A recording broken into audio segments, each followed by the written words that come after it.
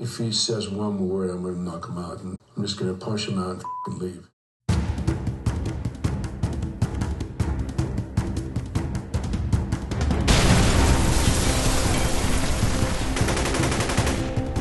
Hey guys, how's it going? And welcome to the Action Channel. So today let's talk about Sylvester Stallone and Dolph Lundgren. So the two guys first met up in 1985 when they did the movie Rocky IV. You remember that one, don't you? Okay, so it would take 25 years before those two guys teamed up again. This time, it was in the very first Expendable movie. So today we're going to focus on two stories. The first one is when Dolph Lundgren put Sylvester Stallone in the hospital during the filming of Rocky IV. Anyway guys, if you like this kind of content, crazy action movies and all that, don't forget to like and subscribe to the channel and of course share the video. Now, let's get into it. Okay, there's no doubt that Rocky IV is one of the biggest, baddest and craziest boxing films that the world has ever seen. The movie was released in 1985 during the Cold War, so what better than to have a big, bad Russian to be the main bad guy? In the previous Rocky films, Stallone always had great opponents, so of course Rocky IV was no exception. Dolph Lundgren played Ivan Drago, probably the most dangerous and most iconic character that Rocky has ever fought on the big screen.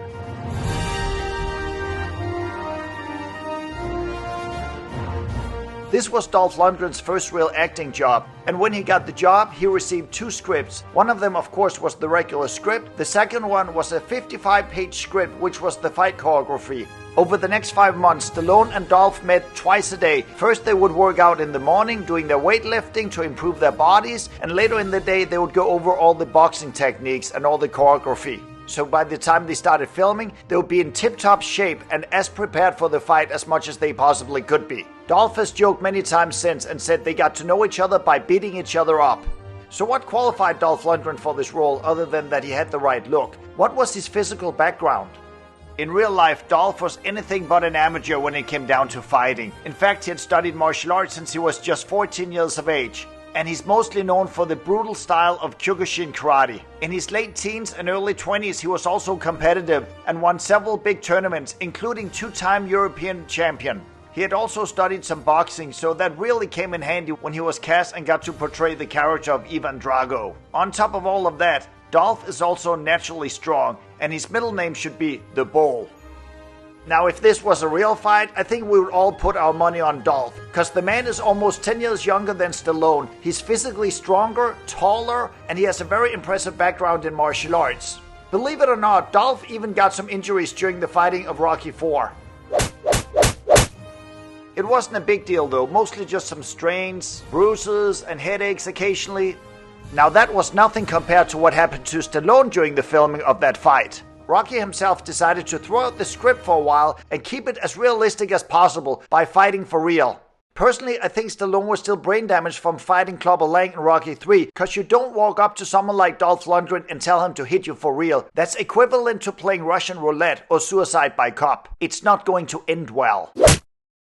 So according to Stallone himself, this is what he said about the experience. Dolph Lundgren put me in the hospital for 9 days. And not only that, but he actually ended up in the ICU. That's never a good thing.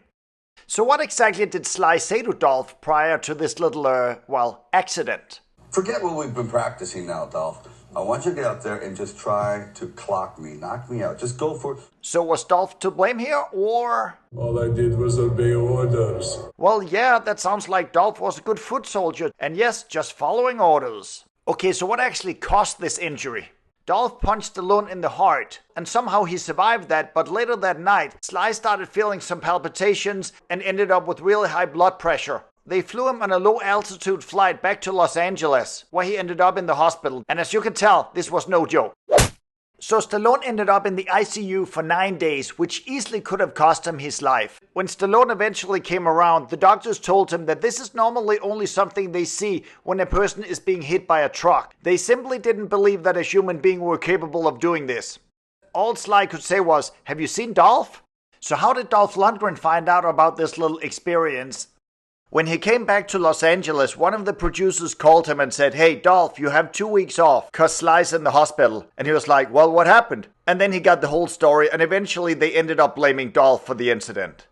When Stallone finally was released from the hospital and returned to the shooting of the film, he said to Dolph, maybe we should remind each other that it's still just a film. It would not have looked very good on Dolph's resume if he had actually killed Sylvester Stallone for real. Anyway, let's fast forward 25 years and see what happened on the set of the very first Expendables. It wasn't pretty. So even though these two action giants have been friends for many decades now, things have not always been easy. In fact, there's always been tensions between them in the past as well as up to this day. Dolph believes that there are some unresolved issues and that Stallone never actually saw him as an equal. According to Dolph Lundgren, it probably exploded during the shooting of the first Expendable movie. However, before we address that, let's go back to the beginning and see where it all started. In Rocky IV, Brigitte Nielsen plays Dolph Lundgren's Russian wife. However, in real life, that very same year, 1985, she actually married the film's director, Sylvester Stallone. So mixing business and pleasure at the same time is never a smart idea, unless both parties can be very mature about it. Unfortunately, that wasn't the case here. There's no doubt that Sylvester Stallone was totally in love with this young lady. And the following year, he made her his co-star in the movie Cobra. Now that is the definition of true love. He also introduced her to Eddie Murphy that was preparing to do a sequel for Beverly Hills Cop, in which they needed a tall blonde as one of the main bad guys. During the filming of Beverly Hills Cop Part 2, Brigitte Nielsen ended up sleeping with the director of the film. So you can see why Sly was a little grumpy, and soon after the marriage went down the toilet. You can kind of see why. But was there jealousy involved? Absolutely.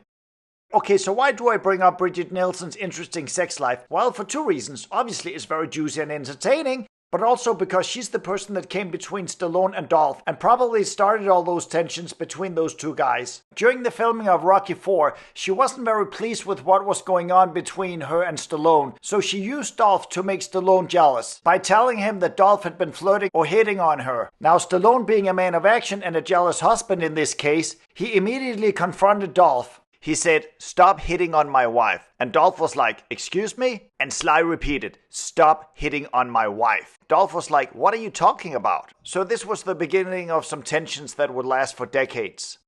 Many years later, on the set of The Expendables in 2010, things really exploded between these two guys. Dolph has said that Stallone was very harsh on him during the shooting of the movie, and that he yelled at him in front of the whole crew, and had him do something like over 20 takes. It also didn't help that there was press on the set that day.